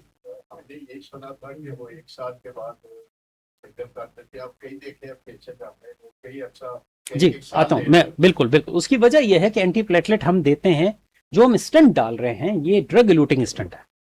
इस स्टंट के ऊपर एक दवाई लगी हुई है ताकि इसके ऊपर एंडोथेलियम स्लोली आए। यूजुअली हम रिकमेंड ये करते हैं कि 1 साल तक डुअल एंटी प्लेटलेट पे, लेकिन अगर पेशेंट हाई रिस्क है, किसी में इंसिडेंस ज्यादा हुआ है या उसमें रिस्क फैक्टर ज्यादा है, तो जब हमने ऑटोप्सी बहुत सारे लोगों की थी, जब उनका स्टडीज आई तो उन्होंने देखा कि इवन 1 साल बाद भी उनकी एंडोथेलियम कवर कर नहीं करती। जैसे ही हम सिंगल करते थे दोबारा से एमआई हो जाता था, स्टेंट थ्रोम्बोसिस हो जाती थी। तो यही वजह है कि कुछ पेशेंट्स में हम कंटिन्यू करते हैं जी, हाई रिस्क है, अदरवाइज 1 साल तक डुअल एंटीप्लेटलेट, फिर हम सिंगल करते हैं, ये वैसे जनरल है। ये सर हुई एंटी प्लेटलेट की बात। अब हम आते हैं एंटी कोगुलेशन। मैंने कहा प्लेटलेट के ऊपर क्लॉट भी जमा होता है, तो एंटी कोगुलेशन के तौर पे, फौरी तौर पे आपने देखा होगा पीआईसी जब भी जाए, वो आपको कोई भी इमरजेंसी में आए तो एक डिस्प्रिन, 4 गोलियां क्लोप्डोग्रिल, और 1 सीसी हेपरिन फौरन लगा देते हैं। वो 1 सीसी के पीछे लॉजिक है। ये जो हेपरिन है ये वेट के हिसाब से दी जाती है। हेपरिन क्लॉटिंग फैक्टर्स को इनएक्टिवेट कर देती है ताकि क्लॉट ना बने, फर्दर प्रोग्रेस ना हो। जैसे मैंने आपको ईसीजी दिखाई कि शुरू में अगर क्लॉट बन रहा है, अनस्टेबल एंजाइना के साथ आया है, कहीं ऐसे ना हो कि आगे प्रोग्रेस ना करे, इसीलिए वो सीरियल ईसीजी से पहले ये दे देते। तो इसका एक वेट के हिसाब से एक फार्मूला है, ठीक है। हम इसको आसान अल्फाज में करें तो मैं इसको याद रखता हूं 80 और 18, ठीक है। 80 मिलीग्राम पर केजी के हिसाब से हम लोडिंग डोज देते हैं और 18 मिलीग्राम पर केजी के हिसाब से मेंटेनेंस डोज देते हैं। आपने देखा होगा वहां पे वो एक ड्रिप फिर शुरू करा देते हैं हेपरिन, वो 1 सीसी स्ट्रेट लगा देते हैं, उसके बाद कहते हैं कि इसको जो है ना 1000 यूनिट पर आवर पे लगा दें। तो अगर आप कैलकुलेट करें तो यही बनती है। उसके अलावा आपके पास एंटीकोगुलेशन में आप हेपरिन की दूसरी वैरायटी है क्लेक्सिन, आपने देखा होगा लो मॉलिक्यूलर, वो जो स्किन में हम लगाते हैं। हाँ, इनॉक्साप्रिन जो आती है, ठीक है, क्लेक्सिन के नाम से आती है, दूसरे नामों से आती है। तो ये उसके अलावा बाइवेलोरिडिन भी है, उसके अलावा ये भी है। वारफरिन हम सर एक्यूट कोरोनरी सिंड्रोम में इस्तेमाल, वारफरिन एंटीकोगुलेशन हम वहां इस्तेमाल करते हैं जहां पे वीनस क्लॉट्स का खतरा हो या फिर वेल्व का जहां फ्लो पे, वेल्व के ऊपर कहीं पे हो, तो वहां पे हम यूज करते हैं, या फिर कहीं पे एट्रियल फिब्रिलेशन हो वहां पे यूज करते हैं। हम वारफरिन एक्यूट कोरोनरी सिंड्रोम में इस्तेमाल नहीं करते क्योंकि वो 2-3 जो है ना 7-9 ये क्लॉटिंग फैक्टर्स हैं, वो उनकी लिवर में उसकी फंक्शनल को रोकती है। 2790 जी, विटामिन के डिपेंडेंट जो है, तो ये उसको रोकती है। उसी का अल्टरनेटिव आपने अभी नए फैक्टर नंबर 10 ने जो आपने देखे होंगे, जो नए अभी एंटीकोगुलेशन आए रिवरक्साबैन के नाम से, इबेक्सीबैन के नाम से, जो आप एक्सेप्ट के नाम से और इस पे आते, तो ये उसके नाम सर वेल्यूलर में रिकमेंडेड नहीं है, बाकी उसके अल्टरनेटिव में बाकी में। तो ये एंटीकोगुलेशन ये ब्लड के साथ है। मैं अक्सर 3rd ईयर के स्टूडेंट्स को, अक्सर मैं जब स्टूडेंट फाइनल ईयर या हाउस जॉब में कहता हूँ कि खून के साथ ना खेलें जब तक आपको इसके बारे में कंप्लीट नॉलेज ना हो। कहीं ऐसा ना हो कि आपकी ट्रीटमेंट पेशेंट को मार दो। अक्सर औकात हम जाने अनजाने में हेपरिन की हाई डोज दे दी, एमआई था, आपने तो सही नीयत से दी, पेशेंट को इंट्राक्रेनियल ब्लीड हो गया और पेशेंट फालिज के साथ सारी जिंदगी हो गया। तो अनटिल अनलेस आपको पता नहीं है ब्लड के साथ, जैसे जब मैं स्टूडेंट था तो मेरे प्रोफेसर ने कहा जिस्म में पानी के साथ मत खेलना बेटा जब तक तुम्हें पानी के बारे में पता नहीं। पानी कितना निकालना है तुम्हें पता होना चाहिए और कितना जिस्म में वापस डालना है तुम्हें पता होना चाहिए। इवन रीहाइड्रेशन में और डिहाइड्रेशन में, और ये जो हम इवन फ्यूरोसामाइड देते हैं पेशेंट को, हमें पता होना चाहिए कहीं ऐसे तो नहीं मेरे निकालने से मरना चाहे, हम फ्यूरोसामाइड दिए जा रहे होते हैं, ऐसे ही कि नहीं सर। तो आपको असेसमेंट जरूरी है। ये छोटी छोटी सी चीजें हैं जो पेशेंट के लिए डिजास्टर होती हैं। अक्सर औकात बहुत सारे लोग, अब मेरे पास एक पेशेंट आए तो उनको इंट्राक्रेनियल ब्लीड था, तो मैंने कहा जी जरा मेडिसिन दिखाएं, पीटीए पीटीडी सारे टेस्ट करवाए, सब नॉर्मल थे, तो मेडिसिन दिखाएं। पता ये चला कि वो एक्सेप्ट गोली ले रहे थे, तो सुबह एक ली थी तो शाम को बीपी बढ़ गया, तो उन्होंने कहा ये लोप्रिन की जगह है, किसी ने मुझे कहा, और हमारे यहाँ मिसकंसेप्ट ये है कि लोप्रिन बीपी कम करती है। तो उन्होंने कहा अम्मा जी एक गोली और ले लो दिन को, बीपी ठीक नहीं, उन्होंने ले ली, रात को कहती एक और ले लो, यही ले लो, लोप्रिन की जगह ये क्या फर्क पड़ता है। और मेडिकल स्टोर वालों ने कह दिया होगा 3 गोलियों के साथ इंट्राक्रेनियल ब्लीड के साथ आ गए रिवरक्साबैन। तो आप मुझे एक बात बताएं, अब प्रॉब्लम हमारे यहाँ ये है ना कि वो आधा नॉलेज बड़ा खतरनाक, तो ये कहीं हम एंटीकोगुलेशन के साथ कोई गलत तो नहीं कर रहे, तो हमें पता होना चाहिए ये चीज। जी आ रहे हैं सर अभी तक, क्योंकि आपने क्लॉट के बारे में सारे सवाल पूछे थे। अच्छा, हाँ जी, और चीज है कि प्राइमरी प्रिवेंशन के लिए आप एस्पिरिन देनी चाहिए। हाँ ये अभी जगह पे देनी चाहिए। ये हम जब अभी वहां पे थे तो वहाँ भी पहले भी कहा दिया जी, ये पीआईसी हार्ट टॉक में भी ये बात चल रही थी, मेरा लेक्चर था तो वहां पे भी ये बात हुई। आज से 20-25 साल कहते थे कि 45 के बाद हार्ट पर सर साइंस की खूबसूरती है ये। मुझे किसी ने सवाल पूछा कि नहीं जी हम साइंस को नहीं मानते, पहले कहते थे इतना टारगेट रखें, अब कहते हैं इतना रखें, अब कहते हैं आप लोगों ने मजाक बनाया हुआ है। मैंने कहा साइंस की खूबसूरती ये है, लर्न देन अनलर्न, जो आपने पहले सीखा उसको मिटाएं एंड रीलर्न। साइंस की खूबसूरती, कराची में मैंने ये बात कही थी, साइंस की खूबसूरती ये है कि जो एविडेंस बेस्ड है हम उसे मानेंगे। आपने थाउजेंड्स ऑफ पेशेंट में किया, आपने डेटा वो किया, आपने पब्लिश किया, और हमने कहा ओके अब हम इसे मानेंगे और हम इसे अडॉप्ट करेंगे। थैंक्स गॉड कि ये पब्लिश करते हैं, हम उनके तजर्बे से सीख रहे हैं। हम ये नहीं कहते मेरे आबा व अजदाद का सदियों पुराना एक तरीका है जो मेरे पास ही रहेगा। सर जो आपने बात की प्राइमरी प्रिवेंशन की, अभी भी प्राइमरी प्रिवेंशन में वो ये नहीं है कि एज, उस वक्त एक थ्योरी आई थी कि जी जिसकी 40 से ज्यादा है हर एक को दें। 45 जब उन्होंने ये देखा कि ये तो ब्लीड करने लग गए, इंट्राक्रेनियल ब्लीड, जीआई ब्लीड होने लग गए, फिर एक आई जी हर डायबिटिक पेशेंट को दें। बिल्कुल देते रहे आप। सर हर डायबिटिक पेशेंट ये बचाती है। देखा ये गया कि जिसमें सिर्फ डायबिटीज था, एक ही रिस्क फैक्टर था, उनको दी गई 28% में इंट्राक्रेनियल ब्लीड हुआ। इसको असेंट ट्रायल ने शो किया। उन्होंने जब ऑब्जर्व किया उन्होंने कहा ये तो भाई ब्लीडिंग बढ़ रही है। फिर उन्होंने दोबारा ट्राई किए, जो ग्रुप बनाए, एक ग्रुप बनाया जिसमें सिर्फ एक डायबिटीज था और कोई रिस्क फैक्टर नहीं था, एक वो था जिसमें 2 या 2 से ज्यादा रिस्क फैक्टर थे। जिसमें 2 रिस्क फैक्टर से ज्यादा है, 2 या 2 से ज्यादा, उनमें तो फायदा देती है ये। जिसमें एक रिस्क फैक्टर है उसमें नहीं देती, सिर्फ आइसोलेटेड। हाइपरटेंशन वाले खुद ही दे रहे होते हैं। गलत, बिल्कुल गलत, आज ही सुबह मैंने एक ही बात करा। बिल्कुल गलत। सर वो एक वो मैं बता, वो प्रेगनेंसी के साथ स्टडीज ये आई कि वो प्लेसेंटा के अंदर कुछ चेंजेस आती हैं एंडोथेलियल में, वो ये कहते हैं। जी बिल्कुल, हाँ। इसका बेहतर जवाब आपको ऑब्स्ट्रिशन देंगी, लेकिन ये उसकी स्टडीज आई थी जो उन्होंने कहा जी इसमें लोप्रिन हम देते हैं पीसीओज में, और उसमें जब लोप्रिन देते हैं प्लेसेंटा के साथ जो माइक्रो एंजियोपैथीज होती हैं उसमें इसका बेनिफिट है, तो वो रिकमेंड करते हैं। एमपी में भी वो लिखा होती है। सर वो उनकी स्टडीज है, मैं इतना उस पर मेरी कमांड नहीं है। मैं कार्डियोवास्कुलर के बारे में तो बता सकता हूँ। हाँ, अगर सिंगल रिस्क फैक्टर है तो नहीं देंगे। 2 या 2 से ज्यादा रिस्क फैक्टर, उसमें तो स्टेटस में तो फिर नहीं जरूरी नहीं है सर उसकी रिस्क स्ट्रेटिफिकेशन है उसका एक, हाँ आते हैं, उसका भी एक बड़ा आसान हो गया है। अब अगर आपने एंड्रॉइड पे आप करेंगे तो एथेरोस्क्लेरोटिक कार्डियोवास्कुलर रिस्क कैलकुलेटर, वो कैलकुलेट कर ले, आपको पता चल जाएगा प्राइमरी प्रिवेंशन किसकी करनी है, किसमें एस्पिरिन देनी है, किसमें स्टेटिन देनी है। ये 2 के लिए ही बनाया गया है। ये आसानी बना दी सर, इतनी जिंदगी आसान बना दी। ये पूरा एक मेरी एक प्रेजेंटेशन है कि रिस्क कैलकुलेटर थे क्या। ये फर्मिंगम हार्ट स्टडी से स्टार्ट हुआ और अब atherosclerotic cardiovascular risk factor 10 year mortality rate निकाल लेते हैं। इस पे रख दो सर जब आप हुक्म करेंगे, आई विल लव टू, कि मैं इसकी पूरी हिस्ट्री इसी तरह आसान करके बताएंगे, इसी तरह इंटरेस्टिंग कि हुआ क्या था और किस स्टडी ने शो किया कि क्या वजह है जिसका 10 साल का रिस्क फैक्टर मोर देन 7.5 से ज्यादा था, उसमें कुछ नहीं है। आपको एक एग्जांपल देता हूं। एक पेशेंट मेरे पास आता है, वो ये कहता है डॉक्टर साहब मेरा लिपिड प्रोफाइल नॉर्मल है, आप मुझे स्टेटिन क्यों दे रहे हैं? सवाल तो है ना। तो मैं ये कहता हूं कि मैंने आपके बाकी रिस्क निकाले। स्टडीज ये शो करती हैं कि बहुत सालों में, चीमा साहब मैंने वहां एक स्लाइड शो की थी जिसमें मैंने बताया था बच्चों में कितने एथेरोस्क्लेरोसिस है, मिड में कितनी है, ये सारी जमा हो रही है, हमें पता नहीं। तो ये इनडायरेक्ट स्टडीज ये निकालती हैं कि अगले 10 साल में आप में चांस है कि आपको हार्ट अटैक हो, तो बराए मेहरबानी आप इस डोज को अभी से लें।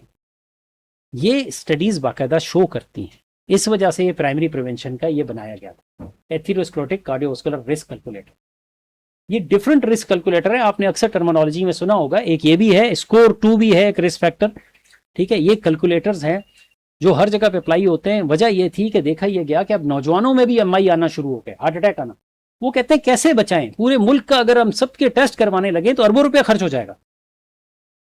तो थैंक्स टू देम कि जिन्होंने एपिडेमियोलॉजिकल स्टडीज की, हजारों लोगों को स्क्रीन किया, नॉर्मल लोगों को स्क्रीन किया, और उनके बाद ये स्टडीज निकाली और रिस्क कैलकुलेटर निकाला रिसर्च बेस्ड, वो कि इसकी भी अपनी लिमिटेशंस हैं। रिसर्च बेस्ड निकाला, उन्होंने कहा इस रिस्क कैलकुलेटर को अगर आप अप्लाई करें माशरे पे तो हम फिर भी अमवात कम कर सकते हैं।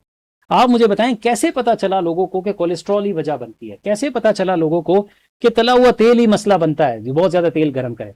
कैसे पता चला कि ये है? ये ऑब्जर्वेशनल स्टडीज ही थी जिन्होंने ये बताया। उससे पहले तो दुनिया को पता ही नहीं था, उससे पहले तो दुनिया को पता नहीं था। अगर आप हिस्ट्री उठाएं तो दुनिया को पता नहीं था। ये इनकी ऑब्जर्वेशनल स्टडीज थी जिन्होंने प्रूव किया एक्सपेरिमेंटल स्टडीज पे, ऑटोप्सी पे, कि इनको ये वजह थी, इसका लाइफस्टाइल ये था, और इनकी डेथ हुई। जब उनकी ऑटोप्सी की गई तो उन्हें पता चला कि ये इसमें वजह बनी। एथेरोस्क्लेरोटिक कार्डियोवास्कुलर रिस्क कैलकुलेटर, बहुत ही आसान कंक्लूजन। कौन सी ऐप है जो सर आम आप जाएं प्ले स्टोर पे, ASCVD रिस्क कैलकुलेटर निकालें, AHA का आ जाएगा, उसको डाउनलोड कर लें। 7.5 से डाउनलोड करते हैं। जी बिल्कुल, 7.5 से ऊपर। एक स्लाइड थी आपकी जिसमें आपने लिखा हुआ था बचपन से अभी बच्चा है हम्म। और उसको वो सिलसिला शुरू हो जी चुका बिल्कुल है। बिल्कुल बिल्कुल बिल्कुल। अब ये जो बच्चे वाला है वो कौन सी स्टडी? सर ये बगलोजा एक स्टडी थी और इवन ये ब्राउनवॉल्ड के अंदर भी है, पिक्चर है। इन्होंने क्या किया है कि सर जो पैदाइश से लेके 38 ईयर्स तक जिनमें हुई, जिनकी डेथ हुई, इनको कोई दिल की बीमारी नहीं थी। 48,000 का डेटा है सर, 48,000 बहुत बड़ा नंबर है। इन्होंने क्या किया कि उन बच्चों को ट्रेस करना जिनकी डेथ हो जाती थी, जिसकी दिल की वजह से डेथ नहीं हुई, किसी और वजह से हुई, उन सब की जब इन्होंने ऑटोप्सी की तो दिल की नालियां खोल के देखी। फिर उसका डेटा इन्होंने जब पब्लिश किया, उन्होंने कहा जी 1 साल से 5 साल तक के बच्चों में कितनों में दिल में कोलेस्ट्रॉल जमा था, 5 साल से 10 साल के बच्चों में कितना था। जब करते गए तो एज रिलेटेड इनको मिला कि ये तो बिल्कुल नॉर्मल जिंदगी जी रहे थे, जिनका एलडीएल भी नॉर्मल था, इनको शुगर भी नहीं थी, डायबिटीज, लेकिन फिर भी इनके दिल में कोलेस्ट्रॉल था। इनडायरेक्टली पता चला। इसका मतलब ये कि बाकियों में भी होगा। हमने तो सैंपल साइज दी है ना उनकी। ये तो हुई मुर्दा में। फिर जिंदा की भी एक मैंने स्लाइड शो की थी आपको कि वो लोग जो जिंदा हैं, अब उनका दिल तो चीर के नहीं देख सकते। हुआ ये कि ये वो कैंडिडेट थे जो जिंदा हैं, वेंटिलेटर पे हैं, यंग हैं, जो बाइकर्स हैं, जिनको ब्रेन डेथ हुई होती है। अब इनका दिल निकाल के किसी और को लगाना है कार्डिक ट्रांसप्लांट के लिए। हैं ये जिंदा लेकिन वेंटिलेटर पे। तो कैसे पता करेंगे इनका दिल हेल्दी है? अगले को जो लगा रहे हैं पता चला 1 साल बाद वो भी मर जाए। मैं 6 करोड़ भी किसी से ले लूं, 10 करोड़ उसका खर्चा है, और उसको दिल लगा के दे दूं, मैं कहूं मैं तो जिम्मेदार नहीं हूं, उसका दिल खराब था, इंजन थोड़ी है जो बाद में चेंज करूंगा। तो उस जब उन दिल के अंदर अल्ट्रासाउंड, इंट्रावास्कुलर अल्ट्रासाउंड किया गया तो वो ऑब्जर्वेशनल स्टडी आई, उनके अंदर भी एथिलोमा था, है वो हेल्दी। आलोक जी तो ये कहती है कि फर्स्ट बर्थडे पे fatty streak on the vessel wall Yes. हो जाती है। बिल्कुल हाँ, तो ये एक उसी से अजम्पशन है ना, लेकिन बहुत सारों में नहीं बनी। जब ऑब्जर्व किया गया नहीं बनी, मैंने एक स्लाइड शो की थी, देखा ये गया कि किन में नहीं बनी। जब उनका हैबिचुअल देखी गई, खाना देखा गया, तो ये वो लोग थे जो तली हुई चीजें नहीं खाते थे। सर जानवरों की भी एक स्टडी मैंने प्रेजेंट की थी उसमें कि पैदाइश पे कितना होता है जानवर और इंसान का कोलेस्ट्रॉल टोटल, और 1 साल बाद कितना होता है। क्योंकि जानवर शुरू में तो दूध पीता है मां का, हम भी पीते हैं, उसके बाद हम ना दूध की चीज छोड़ते हैं, ना तली हुई। वो KFC थोड़ी खाते हैं, वो मैकडोनल्ड थोड़ी खाते हैं, वो जलेबियां थोड़ी खाते हैं जानवर। उनमें कोलेस्ट्रॉल कम। आपने जानवर में कितना MI देखा है, हम में क्यों ज्यादा है? क्योंकि हमारा लाइफस्टाइल चेंज है। फिर ये देखा गया कि जिनमें नहीं हो रहा, जैसे गिलगित बल्तिस्तान वाले ऊपर के लोग हैं, जिनमें नहीं हो रहा, जब उनकी वेसल्स देखी गई तो उनकी हैबिचुअल देखी गई कि वो क्या ऐसा खा रहे हैं जो हम नहीं खा रहे। उसी से डिराइव्ड हुई कि ये कोई फैट इसके अंदर प्रॉब्लम है, ये ट्रांस फैट्स में प्रॉब्लम है। इसमें एक सिंपल सा एक मैसेज कन्वे करना चाहता हूं। हर वो चर्बी, आसान अल्फाज में सर अगर आप कहेंगे तो नेक्स्ट टाइम मैं एविडेंस के साथ विद रेफरेंस वो स्लाइड भी ले आऊंगा। हर वो चर्बी जो जानवर से हासिल होती है, चाहे उसके गोश्त से या उसके दूध से, वो आपकी रगों में जमेगी। उसे गलाने के लिए आपको बहुत कसरत करनी पड़ेगी। कहते हैं देसी घी खाओ, मैंने कहा जम के खाओ, कसरत भी करो। आपके आबा अजदाद अगर देसी घी खाते थे तो सर सुबह से लेकर शाम तक खेतों में काम करते थे। हम तो कुर्सी से उठना पसंद नहीं करते, कार से उठे इधर, इधर से उठे उधर, तो हम जला पा रहे हैं। नंबर 1। नंबर 2, ये सैचुरेटेड फैट्स हैं। ये फैटी एसिड की क्लासिफिकेशन है जो फर्स्ट प्रॉफ में बायोकेमिस्ट्री में हम पढ़ते आए हैं। ये फैटी एसिड्स ही कन्वर्ट होते हैं एलडीएल में। इसी तरह से अब वो जो प्लांट से आती है चर्बी, अब उस चर्बी को जब आप हीट देते हैं, सर याद रखिएगा मेरा वर्ड, हीट देते हैं, और रिपीटेडली हीट देते रहेंगे, वो प्लांट वाला फैटी एसिड्स अपना स्ट्रक्चर चेंज करता है, वो अपने मॉर्फोलॉजिकली चेंज करता है, सिस से ट्रांस में आ जाता है, जिसको ट्रांस फैट्स कहते हैं।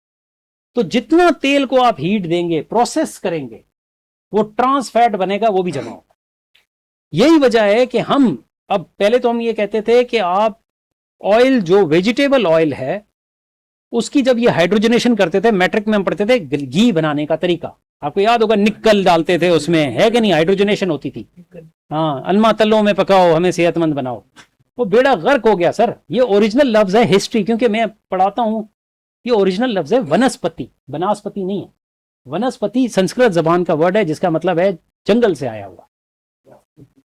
तो जंगल से, पौधों से तेल निकलता था, उस तेल को इन्होंने कन्वर्ट किया और वनस्पति घी बन गया हमारे यहाँ, वनस्पति घी जिसको कहा जाता है, तलो पहले पहले था। अच्छा, ये जमना शुरू हो गया, इन्होंने कहा ये तो हाइड्रोजनेशन ऑफ ऑयल बैन होनी चाहिए। हम कार्डियोलॉजिस्ट के खिलाफ हैं, हम कहते हैं घी ना खाएं, बिल्कुल देसी घी भी ना खाएं, ये भी ना खाएं। देसी घी कम खतरनाक है लेकिन वो ज्यादा खतरनाक है। फिर वो तेल खास तौर पे दुनिया में पाम ऑयल जो दुनिया से लाया जाता है, दुनिया में से क्रीमियां और साबुन बनते हैं। हम पाम ऑयल बाहर से मंगवाते हैं, पूरे यूरोप में पाम ऑयल नहीं खाया जाता, कोई फूड आइटम में अलाउड नहीं है। हमारे जितने भी ये बिस्किट्स की फैक्ट्रियां हैं, पैकिंग मटेरियल या बेकरीज में, ये सब में पाम ऑयल यूज होता है, सस्ता है, हीट करना है ना। ये पाम ऑयल जब आता है तो इसमें एक स्मेल होती है और वो होती है। ये क्या करते हैं, इसको प्रोसेस करते हैं, इसको हीट करते हैं एक सर्टन 200-300 डिग्री पे जाकर। जब ये इसको हीट करते हैं और इसमें से केमिकल्स वो करते हैं तो इसकी खुशबू और वो खत्म होती है। अभी अभी तो बताया सर, हीट करने से इस पर ट्रांस फैट्स बनते हैं, ये मार रहा। हम ये कहते हैं ना खाएं। मेरे घर में सरसों के तेल में पकता है, हमारे आबो अजदाद सरसों का तेल ही खाते थे सर, हेल्दी थे। जिनके पास हाँ, लेकिन सर है तो फ्रेश ना, हीट तो किया ही नहीं, आपने निकाला उसमें पकाया, हीट हो गई, जया कर दे, सर में लगा लें। मैं कहता हूँ हीट हो गई, खत्म हो गई। आता हूँ मैं सिंगल आप मल्टीपल तो नहीं, बाहर के री हीटिंग आप करेंगे, ट्रांसफैट बनते जाएंगे। हम तो कहते हैं तेल साफ करें, फिर अगले दिन पकाएं, फिर अगले। मैं कहता हूँ एक दफा पका लिया आपने, उसके बाद प्लीज उसको सर में लगा लें आप। ये जो पकौड़े वोड़े और सारे वो बार बार ही या सिर्फ रोज लाहौर रोज इसीलिए गरीब बेगम सारे सरसों का तेल बनाती है मुझे। और सरसों का तेल आती है। सर आपकी बेगम आपसे मोहब्बत करती हैं, वो चाहती हैं वो सदा सुहागन रहें, वो चाहती हैं वो सदा सुहागन रहें। जिनकी बेगमात KFC खिला रही है, जरा शक की निगाह से देखें आप। जी सर, सॉरी माजरत, रिकॉर्डिंग हो रही है, मैं नाम ले रहा हूँ प्रॉपर्टी वाला।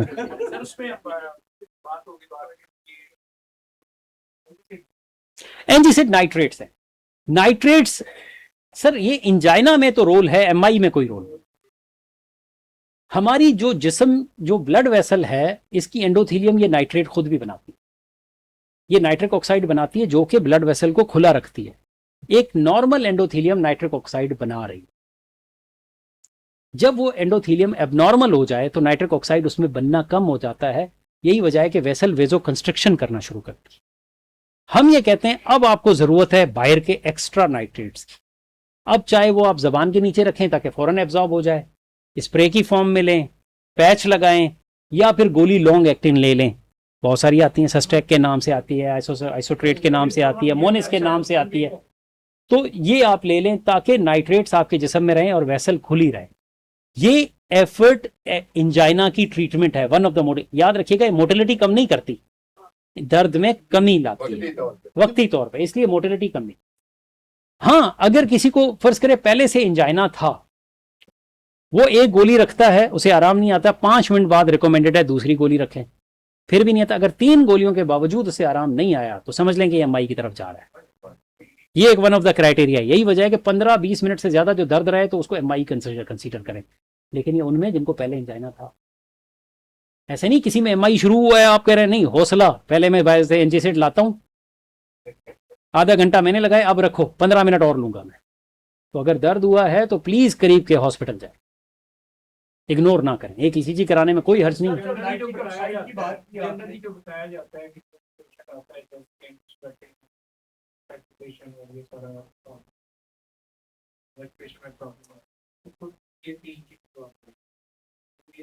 डिस्प्रीन, क्लोपिडोग्रेल, जी बिल्कुल, जबान के नीचे आप डालते हैं, वहीं से मुंह से आप।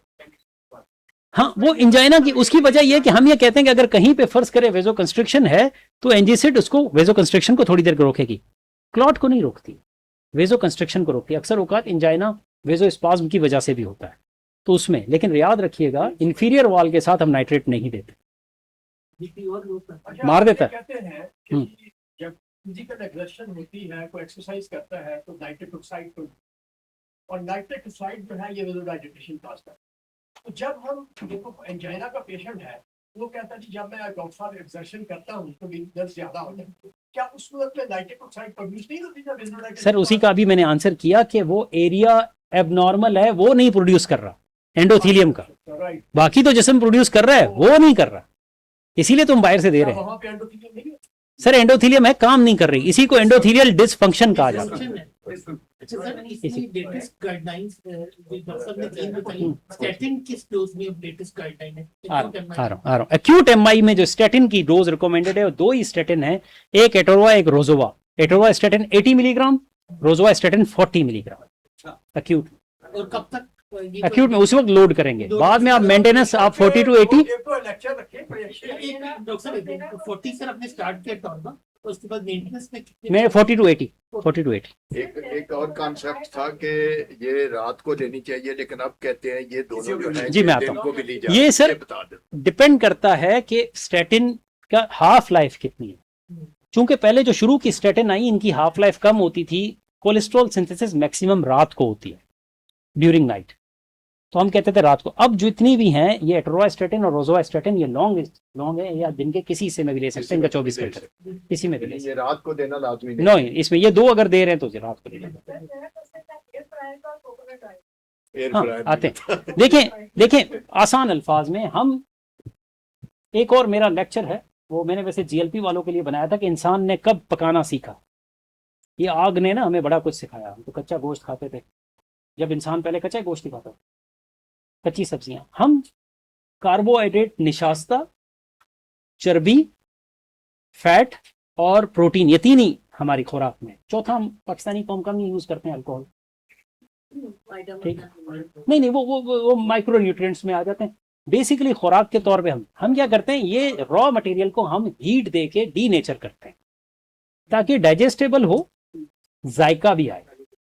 अब हीट देना है आपने, चाहे कार्बोहाइड्रेट को दें, चर्बी को दें, इसको दें। अब हीट करने के लिए डिफरेंट मेथड है। एक तो ये है कि आप आग पे डायरेक्टली पका लें, नंबर 1 बॉईल कर लें, नंबर 2 तीसरा आप, अब तो स्टीम आ गई, हमारी स्टीम है, एयर फ्रायर, वो असल में गर्म हवा है, पीछे हीटर जल रहा है, गर्म हवा है और कुछ नहीं। माइक्रोवेव कर लें आप, उससे आप हीट दे दें। उससे आसान हमें क्या लगा कि हम जब तलते हैं तो उसका तलने का टेम्परेचर तेजी से, तेल का आपने देखा ना ऊपर जब जाता है तो टेम्परेचर बहुत ज्यादा हो जाता है और उसका कुछ जायका भी आ जाता है। हमारे रिफ्लेक्सेस खराब हो गए, हमने हर चीज में तेल डालना शुरू कर दिया, हर चीज हमने तलनी है। हमारे चावलों में भी तेल है, हमारी रोटी पे भी तेल। भाई किसने का तेल इतना जरूरी है आपके लिए? सर आ रहा हूं सर, आंख और जबान के कीमत जो है ना, आंख का देखना और जबान की, ये दिल चुकाता है। हर लिहाज से आप देख लें, जो भी बर्बाद हुआ इन 2 की वजह से हुआ है। Sir thank you. Thank you. Sir thank you.